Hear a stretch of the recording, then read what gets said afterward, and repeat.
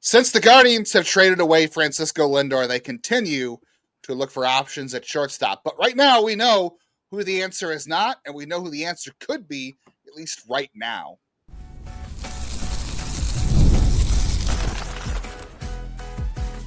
You are Locked On Guardians, your daily podcast on the Cleveland Guardians. Part of the Locked On Podcast Network, your team every day. Welcome on into a Victory Monday edition of Locked On Guardians. Monday morning headlines here on Locked On Guardians from the Toronto series win in Toronto.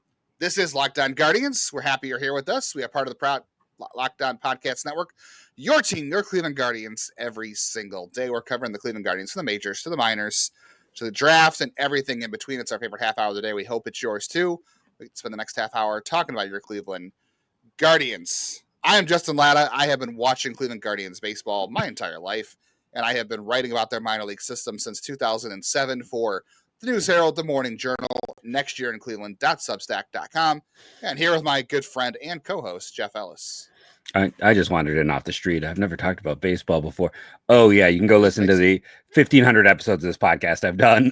Before that, I was a national writer at Scott 24/7, focused on prospects in the draft. Before we dive into it, I got to say, has anyone else humored that we faced Cleveland North over the weekend, and we're basically facing Cleveland South at the start of the league? East? Well, Cleveland East? I mean, isn't DC maybe a little lower? I don't know. Either way.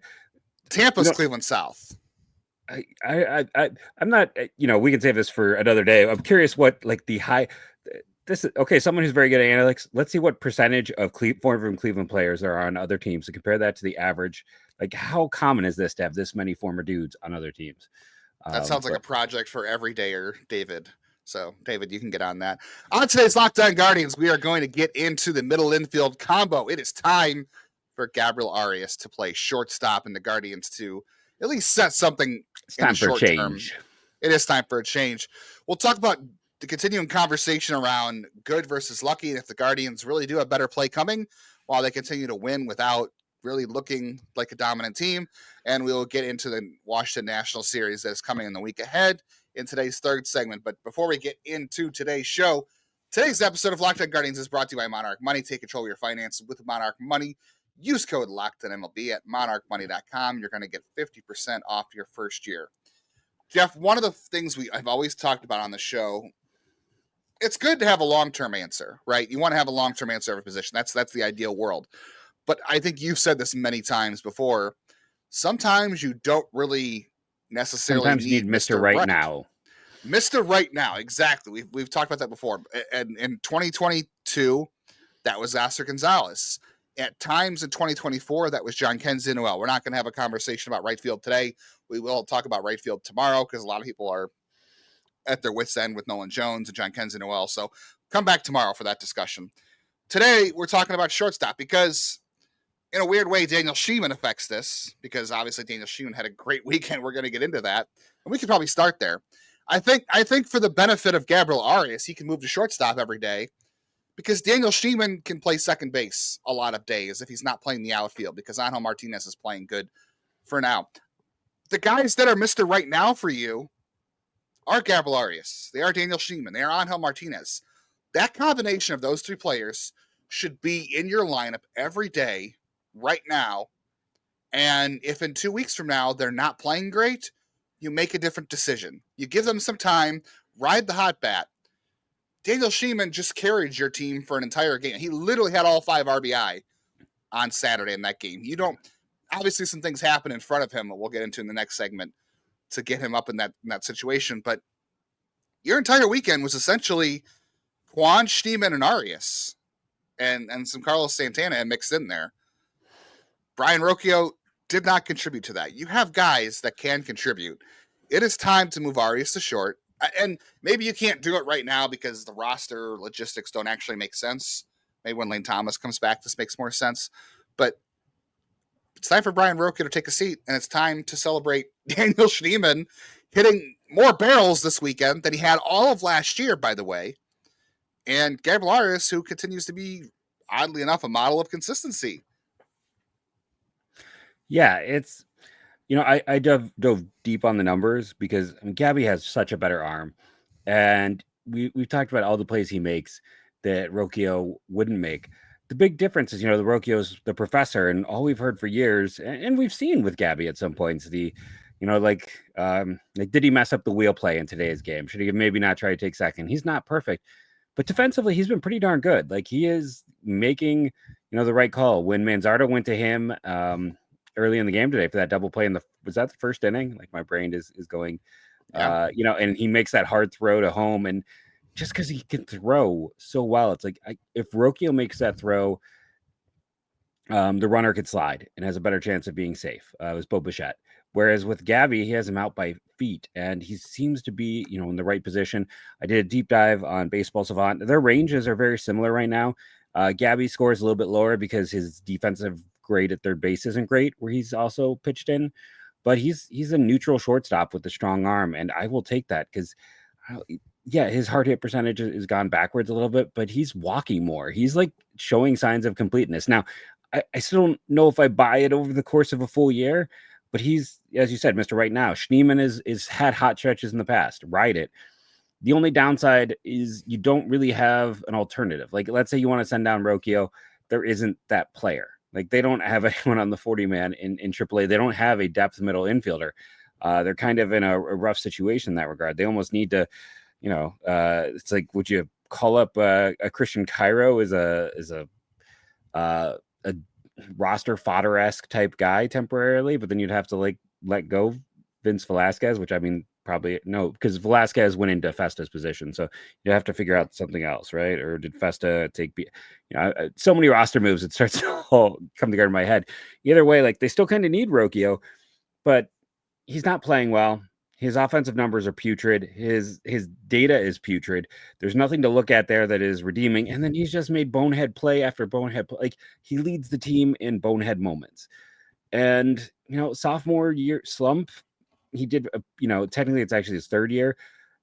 There's not a lot of good data with him, just in general, over these 2 years. Now, development isn't linear. Maybe he'll prove me wrong.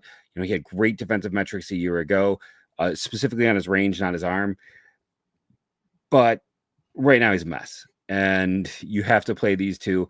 You said when Lane Thomas comes back, we can talk about moving Thomas maybe to right and letting these two play or figure something out. But you don't have. I think one of the big things holding him back right now is they don't have a good backup infielder, really. Because if Schneemann's playing, if Gabby's playing, and if Rocchio is a guy that you want to play every day in some role, they don't really have a guy, which is very weird for the Cleveland Guardians to not have infield depth. Yeah, they really do not right now. Unless you are on the Will Wilson bandwagon, which everybody was on the Will Wilson bandwagon for a little bit, and he's come up and really not done a lot. And look, Daniel Schneemann's not without his warts. He had a great weekend. We've seen this from him before. He's having a great season so far, and I think you probably don't want to play him against lefties. He hasn't had a good year against lefties. He's not the best against lefties, but that's a guy who can do everything for you. You and I have gone back and forth on times on Daniel Schneemann. We've talked about how he's the 26th guy on the roster. I think he's a perfect 26. I still stand by that. But right now, he is Mr. Right Now. I know he hit the 2 home runs of the weekend. It's him and Gabby Arias are both Mr. Right Nows. And because you don't have permanent answers at second, because you don't have a permanent answer at short, because you don't have permanent answers in the outfield still, there's no reason not to get him in there. I think you're seeing at least production and progress from both Schneemann and Arias. You're not from Rocchio. I mean, Daniel Schneemann literally pulled the Guardians back from the dead. We're going to have this conversation in the second segment, but they should have lost Saturday. They probably they could have lost on Sunday too. They won 2 out of 3 in this series. And a big piece of those 2 wins was Schneemann and Arias. A big piece of those wins did not come from Brian Rocchio. A big piece of the loss on Sunday could have come from Brian Rocchio messing up again. And Schneemann, look, he's not perfect too. Look at his Savant page. There's a lot of good things in the Savant page, right? Everything is red. Again, he had more barrels on Saturday than he did all of last season. He barreled the ball up 4 times on Saturday. He's not chasing out of the zone. He does swing and miss. There are strikeouts there. He has a hard time hitting breaking stuff. Like, he hits a fastball. But hitting a fastball and being able to play second base and center field and right field is a heck of a lot more than Brian Rocchio can do for you. And, you can move pieces. And he runs well. He runs much better. He runs well. Yes. And you could put Schneemann in those spots. there's no real good option to move.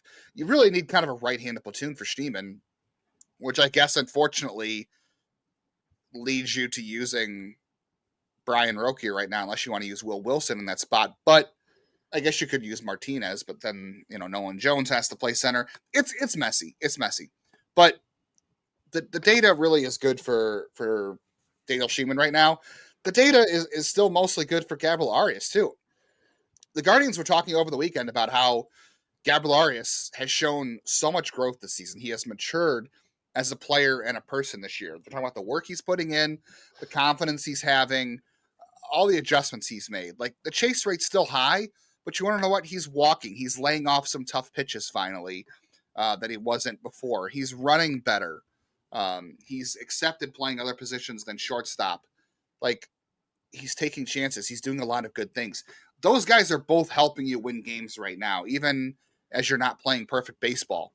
Brian Roque is not. And I don't want to use this entire podcast to get on Brian Roque, but I think he would benefit from going to AAA, but they don't really have a good better option. But I don't know. You can figure out what to do against lefties. Like, you don't face a lot of lefties. They probably bring in lefties to face Daniel Schneemann. Figure that out as things go on. But right now, the guys who are Mr. Right Now that are helping you win are guys like Daniel Schneemann, because he does play everywhere, because he hits the ball hard, and because Gabriel Arias hits the ball hard, and he plays good defense and makes good decisions. You have to have a lot of those things, and you're not getting them from Brian Roque right now. And those two guys were a big reason you won the series in a series you probably shouldn't have won. Agreed. Without them, you don't win. And just for fun, I'll throw this out there on Baseball Savant. I sent this to Justin earlier, and two of the top 5 compare similar age, or not similar age, compare similar batters for Gabby Arias or Ellie De La Cruz. it's a 23 and 25 versions. It's not the star 24, but still that's hilarious. And I also want to point this out. Gabby's barreling at the highest, almost 12%. His previous high was 9.9. He's also pulling in a lot more. The things we talk about so much on the show, like why he's being successful, even though if you look at his Savant page, it's a lot more blue and it's normalizing.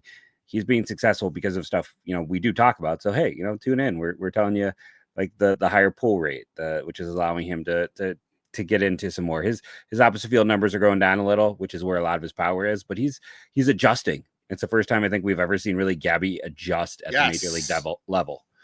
That's what the Guardians have been most excited about from him. Absolutely. The Guardians, they won the series over the weekend.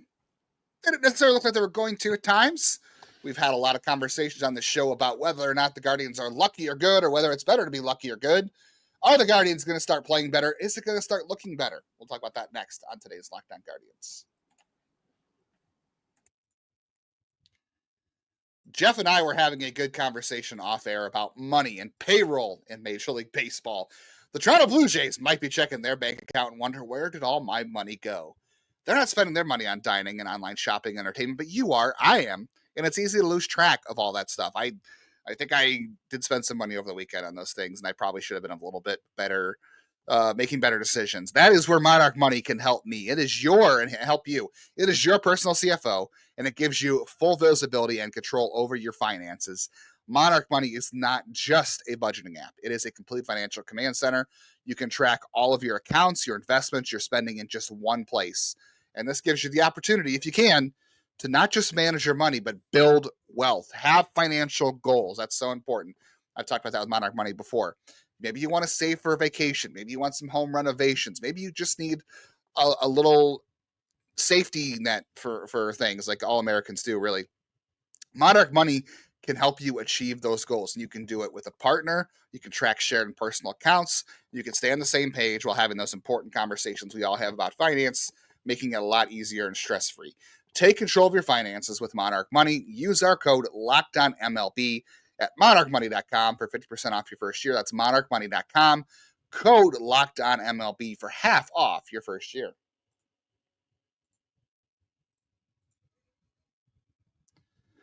Everybody is running to tell me, yes, the Guardians are lucky. They're lucky. They're so lucky.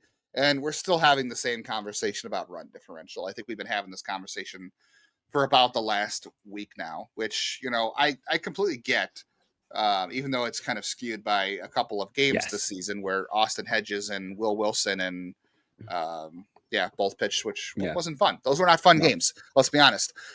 And those games certainly are symptoms of issues the Guardians have. Obviously, Jeff, you said on the show multiple times, there are, except for the Dodgers, even the Dodgers have some warts right now because Tyler Glasnow's hurt. They've had a lot of pitching injuries. Michael Conforto hasn't been good for them, and I wanted Michael Conforto of the offseason, to be honest with you. The Dodgers have a great roster, but there are no perfect teams in baseball. Nope. And obviously the Guardians aren't perfect either. And we've had the conversations before about, Tanner Bybee hasn't pitched his best. And he pitched okay on Sunday. He had some control issues early on, some bad calls, and then he had the cramping. Thankfully, he's okay. Gavin Williams continues to be up and down this season. They've got nothing offensively out of right field. They've got nothing out of shortstop when Brian Rocchio plays there. Carlos Santana had a bad April, as he normally does. Bo Naylor, until the last week or two, has been not good. José Ramírez hasn't gotten hot yet. Lane Thomas has been terrible when he was healthy. The only consistent guy on the roster outside of the Twin Series really is Stephen Kwan. Emmanuel Clase hasn't been great. Luis Ortiz has been Jekyll and Hyde. Ben Lively's been steady Eddie, like always. We keep saying this team has not played their best baseball yet. And the argument I keep getting from people on that is maybe they're not going to play their best baseball. Maybe this is who they are. Maybe they're a team that can play good sometimes, but also makes mistakes. They did make an error on Sunday. Jose did. The ball cup checked him a little, his mentor, Juan Uribe. Maybe this is a team that makes mistakes and is imperfect, and the bullpen is having issues. I still think there's just enough of a track record with certain guys like Jose, like Tanner, like Clase. Those guys are going to come around. The Santana thing, we're going to find out. But they might have an option to make a replacement if they absolutely have to.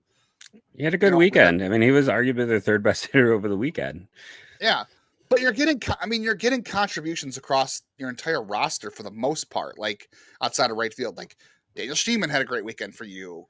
Colby Allard pitched another important game for you over the weekend. Matt Festa looked good on Friday night. In a game they probably actually could have won had they made a better decision, which is ironic. But I don't know. I can't let go of the theory that there's enough track record here and enough guys who are going to get healthy that yes, maybe they should have lost 2 of 3 this weekend and they still won. I still think better days are ahead for this team. I'm not gonna give up on that. I really do think there is better days ahead for this team. Yeah. So run differential is flawed because of small sample size. Like it's too early to really dive into it too much because a few games can really tilt it massively. But what I will bring up on the other side is Cleveland's pitching staff currently has the 5th highest BABIP in baseball, which if you watch the bullpen, you watch Clase in particular, but there's a lot of just flares and bad luck. They're not going to stay the 5th highest. Teams aren't going to have a BABIP of 310 off of them. That's just not how baseball works. 290 is closer typically to the average. And a lot of teams are much lower. Actually, if you had a 290 BABIP, that's the Giants who have the 12th highest BABIP in baseball. Around baseball, teams are not, the offense isn't there. Other side of it, you're like, oh, it's a bad offense. 18th highest WRC plus in baseball. In terms of FIP, they are 20, or in terms of BABIP, they have the 26th lowest BABIP. They're tied with Texas, with Baltimore, Chicago, and LA under them. You're not going to rock a 267 BABIP all year. There has been a degree of bad luck on both sides of the ball. To me, that's not necessarily 20 and 14. Yeah, it's like when you're looking at that, it's not that they're a bad team because the other side is like Texas fired their hitting coach today, who'd been with them for a while. And they have the same BABIP as Cleveland, but Cleveland has a 95 WRC plus, right close to league average. Texas is an 82. That's with a lot of high-priced signings and pieces. Cleveland they should be better, and there's some players. We'll talk about right field tomorrow. There's a lot to dive in there, but they're figuring some things out. Jose will hopefully stop having random injuries, but Tanner has looked good. Ortiz is figuring things out. They have a lot of pieces coming together. I'm not worried. They have the 3rd best record in the American. We're complaining that they haven't looked good, right? This team's terrible. It's a terrible team, and they've got the 3rd best record in the American League. And they've not had a cupcake schedule. They've had more road games, I still think, than most teams have had because that early stretch. They had started off with one of the hardest schedules in baseball because of just how it was set up with road games. They've not. You could say what you want to say. Twins are still a division opponent who a lot of people, myself included, picked to win the division. This was a series against Toronto, 5th highest payroll in baseball. Say it again, 5th highest payroll in baseball, the Toronto Blue Jays. And it's a team that has to spend right now because that front office knows they're going to be fired if they don't play well. Like, everyone's on pins and needles. They have faced a tough schedule to start, and third best record in the American League. Case closed. Yeah, I think shut it down. I think a lot of people are waiting for the other shoe to drop. Maybe that's the Cleveland and all of us. 100% the Cleveland. It is. You're waiting for like Jose to lose his hand in a tragic like batting incident or something. Like, we all wait for the worst possible thing that can happen. He did trip over first base on Saturday and gave us after all he quite got like scare. Yeah, almost got beamed in the back in that as well. Yeah, my first reaction to that was, oh God, he got hit in the head and he was going to have a concussion, which I was really more worried about. And then I thought it was knee, and then it's just an ankle. And then he was back on Sunday. And honestly, one of the things I thought we were going to talk about today, which we don't have to, thankfully, was the Guardians have to stop letting José Ramírez play through injuries. Yes, and figure. But they kept him out on Saturday. So that was Friday night. And they said he didn't play Saturday, which is good. Mm-hmm. Personally, I would have probably sat him on Sunday. I would have said, you know what, we're on turf. Let's keep you healthy. Let's get you out of here without playing on the turf. Maybe use him as a pinch hitter or something if you have to. But he was back on Sunday. He was fine. So it is what it is. I'm glad we don't have to have that conversation. But at some point, we're going to have that conversation. I mean, like I said, he got cup checked on Sunday. But the only guys, like, I'm sitting here saying, like, okay, who doesn't have a track record? Well, Gavin Williams doesn't have a good track record. I don't think we know for sure about Luis Ortiz and track record, but the stuff is clearly there. Like, there's enough there to show you. And Clase had some rough moments on Sunday. I think there was a degree of bad luck in there. Let's say that again. I know people are going to say, "Oh, you guys keep saying they just keep getting unlucky." He got 4 outs in that inning. He had to get 4 outs. He struck out. Yeah, I mean, I will say this. Was not called. I will say this. This has been my one gripe about Emmanuel Clase, and it didn't come out to bite him last year because he just didn't allow any base runners. That's the whole key for Clase, is just don't allow base runners. The guy can't field his position, and he can't hold runners. Like, those things can cost you. People a couple years ago were really mad about why they weren't calling up certain relievers. Like when it was James Karinchak, and they were like, well, we want him to work on fielding and holding runners. And people are like, oh, that's just service time manipulation or just stupid excuses. But those are real things. Like Franco Aleman's got those issues too when he's healthy. He's not even healthy right now, but like, he's got those issues too. Emmanuel Clase has those issues. When he doesn't allow base runners, it just doesn't really matter. But when he does allow base runners, he can't field his position. He can't hold runners. And those things can cost you, especially when he's struggling, because he did have a hard time. He did see the ball leaking back over the plate again for him. So his mechanics are still a work in progress. They'll get there. He's been too good. He's been too good. The stuff is still there. It's not like you just lose that overnight at his age. He's not Cody Allen. He's not throwing 90 with no breaking stuff. The squeeze is affecting them all, and we're going to talk about that in tomorrow's show. The strike zone squeeze is shrinking a little bit. Yeah, I don't know if that's ABS or what that is. We'll get into more of that tomorrow. But no, I still think there's a good track record here. Is there a chance certain guys, don't get to their numbers? Maybe. But for the most part, this is still a young team. It's not like these guys are over the hill. The only guy that's older is Carlos Santana and José Ramírez or Austin Hedges, who actually is having a better year offensively than he has in a long time in his limited role. Like, they have to get some out of right field eventually. They got to stop playing Brian Rocchio. They'll do all those things, I think, in time. But we'll get into more of those issues tomorrow. Let's take a look at the Washington Nationals series coming up. What can we expect the Guardians to do in Washington? Maybe they'll play really well and lose 2 or 3 and have some bad luck there. We'll see how things turn around, but we'll talk about the pitching matchups, the Nationals lineup, and everything else coming up here on today's Locked On Guardians. But first, scaling your business requires the right expertise at the right time. With Upwork, you can find specialized freelancers in marketing, developing, design, and more. Experts ready to help you take your business to the next level. Upwork gives businesses flexibility by connecting them with top freelance talent across multiple industries, including IT, AI, web development, and marketing. Whether you need extra hands for a project or a long-term partner, Upwork makes hiring simple and affordable. I have been a freelancer at points as a writer. It's one of those things that has been part of my life. One of those things I've learned how to navigate. I wish when I was a freelance writer, I had a place like Upwork where I could, show my samples and make myself available to hire to a better level of success. Visit Upwork.com right now and post your job for free. That's upwork.com, upwork.com to connect with top talent and grow your business today.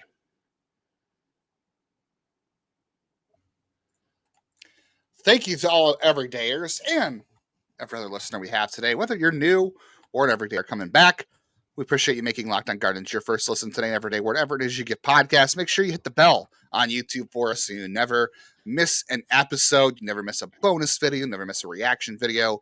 We have those every single day here on Locked On Guardians. And make sure wherever you're listening on audio, Spotify, Apple Podcasts, Yahoo, or not Yahoo, Amazon, whatever gives you your podcast, make sure you're auto downloading so you never miss an episode. And if you like what you hear, consider becoming an insider. I was texting our insiders all weekend with Jose updates, just thoughts on the game in general. We're talking about right field and Nolan Jones, all those things. We're talking about the minor leagues a little bit, and Jeff's got draft content out there. I've got prospect content out there. Jeff's got his 3 stars the game sheet in the Google Drive. We do monthly video calls with our insiders as a group. So if you want to be inside on that chat, visit joinsubtext.com/LockedOnGuardians to be part of the insider family for here on Locked On Guardians. Before we dive into the Nationals, can I just throw out real quickly something else that just shows like why you want to listen every day? We talked to Matt Festa, who did get the call up over Vince Velasquez, and I just want to do like a quick minute here. He was great in his appearance, but what stood out is we specifically talked about how cutter, 4-seamer, and did not use the sweeper. What did he do? Cutter, 4-seamer, no sweeper. His arm angle, he brought even lower. He brought it down to where it was in, typically it's been about 28, he was down to 25. That's where he was in 2022 when he was super effective. So you can see why Cleveland targeted this guy. They made some quick adjustments for him. And so I'm not saying he's going to be this way all the time. But again, that Dan Otero, Jeff Manship role is just sitting there. And it seems like I definitely have more faith in him than I would have in Vince Velasquez, who's really struggled this year in AAA. So nice debut for Matt Festa with this team. Yeah, absolutely. We talk about every player on the roster here. We talk about every player, almost every player in the minors too, which we'll get into this week, whether that's tomorrow or Thursday, depending on the weather in DC, but we will cover the minors. We might even cover the draft again this week. So There is something here for everybody. We are going to take a look at the Nationals who, I don't know, I'm going to say Cleveland East, Southeast, whatever.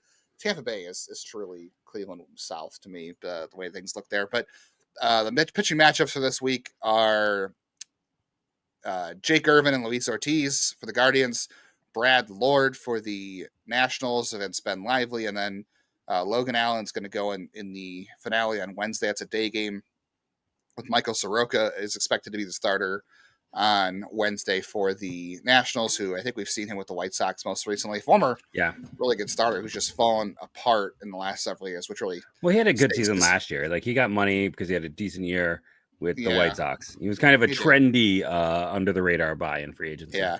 The Nationals are a pesky team. I will say that. They're a pesky team. They have an interesting lineup. Yeah, C.J. Abrams is really, really good when he's not hanging out at casinos, I guess. James Wood is a great young player. If you haven't heard of him, you're going to want to get hip to him. Hopefully he doesn't do a whole lot of damage to the Guardians, but he is a big fun player. Nate Lowe is a good first baseman who can hit. And then they have Josh Bell, who's been hurt recently. They do have Matt Rosario. They have Jose Tena. They have Alex Call. Dylan Cruz hasn't gotten it going yet, but he is a former top pick who's really, really good, obviously. Luis Garcia Jr. is really good. Keibert Ruiz was once a top prospect who hasn't really figured things out, but they've got a really good offense. Keibert's having a good season for them, though. Like, catcher-wise, I would kill for 107 WRC plus from a catcher. Yeah, maybe he's starting to figure things out. So this is not going to be a cakewalk. The Nationals are not a doormat this year. They are, obviously everyone's going to finish ahead of the Marlins, who are not a good roster, but they won a game over the weekend by beating Mason Miller. So they're not that bad either. The Nationals are not a bad team. You're not catching Mackenzie Gore. You're not catching Mitchell Parker, which is really, really lucky. The bullpen's pretty decent. Yeah, it is a strong bullpen. This is going to be an important series for the Guardians to take 2 or 3 because the Nationals are pesky. They're not a good team, but they're pesky. And what Jeff always talks about too is getting into the soft underbelly of the bullpen. You do not want to be behind this team against Kyle Finnegan. There's some other guys in that bullpen who have been decent. Like, you want to get into the soft underbelly. Lucas Sims has not been good. They just added Andrew Chafin to this bullpen. So like you need to get into the soft underbelly of this bullpen in this series if you're going to win it, because Finnegan has been really good back there. Jose Ferrer has been a little unlucky, really good. Jackson Rutledge has been really good. So get to Jorge Lopez, get to Lucas Sims, get to Didn't we'll they see what cut happens Finnegan and no Chafin. one wanted to sign him?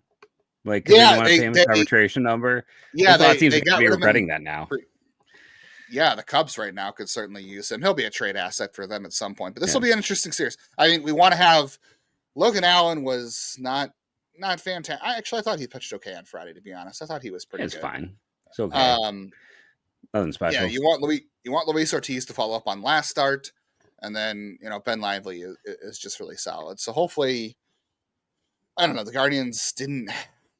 What's funny about this weekend series against the Blue Jays, Jeff, is that they probably could have lost on Friday. We didn't talk about Stephen Vogt's weird bullpen move on Friday, where he didn't go to Cade Smith. He went to he stuck with.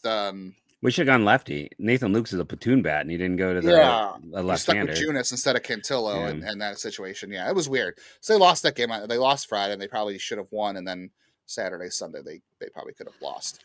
Yeah.